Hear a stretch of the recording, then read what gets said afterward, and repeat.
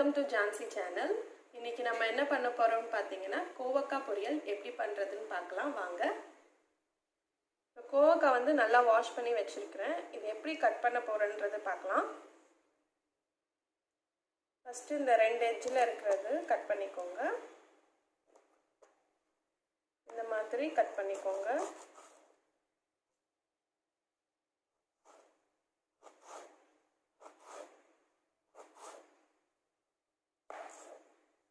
நீட்டா கட் பண்ணிக்கோங்க. பழுத்த கோவக்காய் போட்டீங்கன்னா வேகாது, கிரன்ச்சியா இருக்கும்.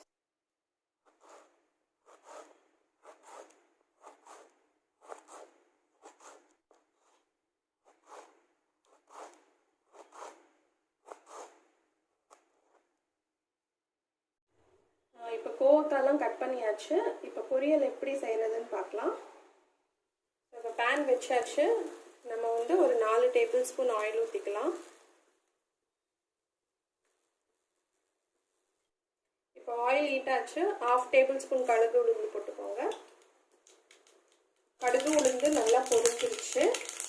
தட்டி வச்ச பூண்டு போட்டுக்கோங்க. நான் 7லேருந்து 8 பல்லு போட்டிருக்கேன்.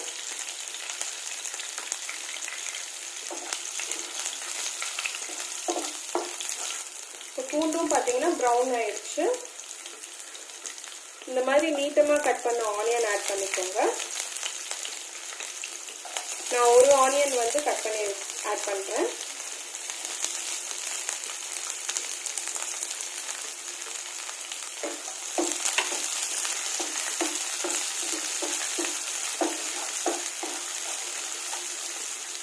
ஆனியன் வதங்கட்டும். இந்த டிஷ்ஷுக்கு நல்லா ஃப்ளேவர் தரது எதுன்னு பார்த்தீங்கன்னா நம்ம பூண்டு தட்டி போட்டோம்ல, அதுதான் நல்லா ஃப்ளேவர் கொடுக்கும். இப்போ கருவேப்பிலை ஆட் பண்ணிக்கோங்க.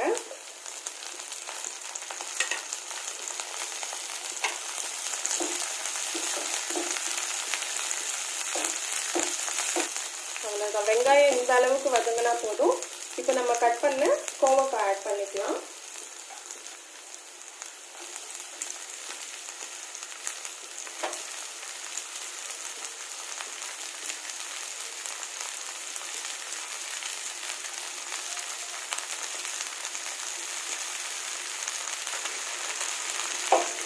கோவக்காய் ஆட் பண்ணி மிக்ஸ் பண்ணிக்கோங்க.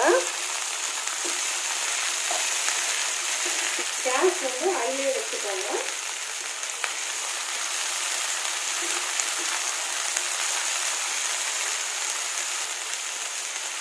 சால்ட் தேவையான அளவு ஆட் பண்ணிக்கோங்க.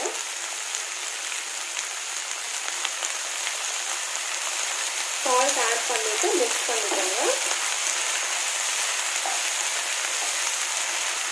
சால்ட் போட்டதுக்கு அப்புறமா நல்லா நம்மளுக்கு கோவக்காய் வந்து பாதி வெந்து வரணும். அது வரைக்கும் ஹைவே வச்சு வேக வச்சுக்கோங்க.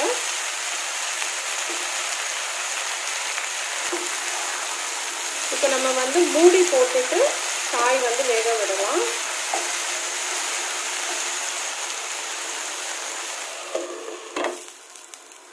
ஒரு 5 to 7 மினிட்ஸ் வந்து அப்படியே வேகட்டும். இப்போ 2 மினிட்ஸ் ஆயிடுச்சு. ஓப்பன் பண்ணி பார்க்கலாம். ஸோ 2 மினிட்ஸ் வரைக்கும் ஹைலேயே வந்து வச்சுருந்தேன். இப்போ நம்ம வந்து லோ ஃப்ளேமுக்கு மாற்றிடலாம்.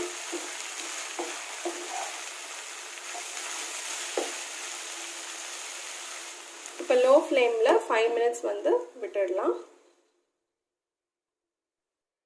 இப்போ 5 மினிட்ஸ் ஸ்லோலே வச்சாச்சு. ஓப்பன் பண்ணி பார்க்கலாம். கோவக்காய் நல்லா வெந்திருக்குது.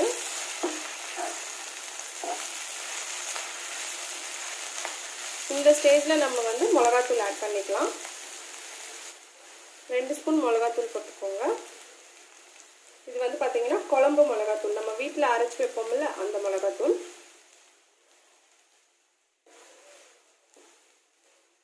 மிளகாத்தூள் ஆட் பண்ணிவிட்டு நல்லா மிக்ஸ் பண்ணி விட்டுக்கோங்க.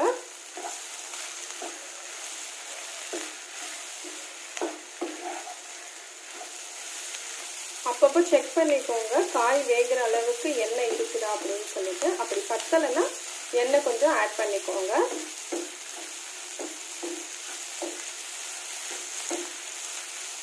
நல்லா மிக்ஸ் பண்ணியாச்சு. இது நம்ம அப்படியே வந்து ஸ்லோவில் 10 மினிட்ஸ்க்கு விட்டுடலாம். லிட் எதுவும் போடாதீங்க.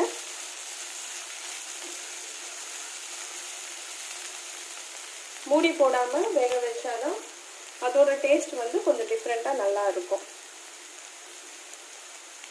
ஸோ இதை 10 மினிட்ஸ்க்கு அப்புறம் வந்து நம்ம பார்க்கலாம். நீங்கள் அப்பப்போ நடுவில் வந்து மிக்ஸ் பண்ணிக்கோங்க. 5 மினிட்ஸ் ஆயிடுச்சு. நம்ம ஒரு தடவை வந்து மிக்ஸ் பண்ணி விட்டுக்கலாம்.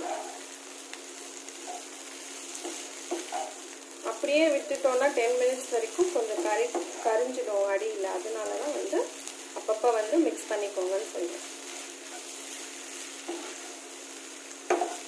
டயபெட்டிஸ் இருக்கிறவங்க பார்த்தீங்கன்னா இது அடிக்கடிக்கு அவங்க டயட்டில் வந்து ஆட் பண்ணிக்கிறது ரொம்ப நல்லது.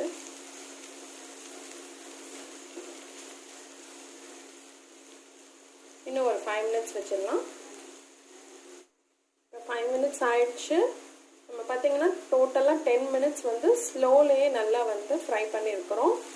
ஸ்லோலியே வச்சு ஃப்ரை பண்ணால் தான் நம்மளுக்கு நல்லா டேஸ்ட் வரும். ஸோ அதனால தான் வந்து நானும் ஸ்லோவில் வச்சு ஃப்ரை பண்ணியிருக்கிறேன்.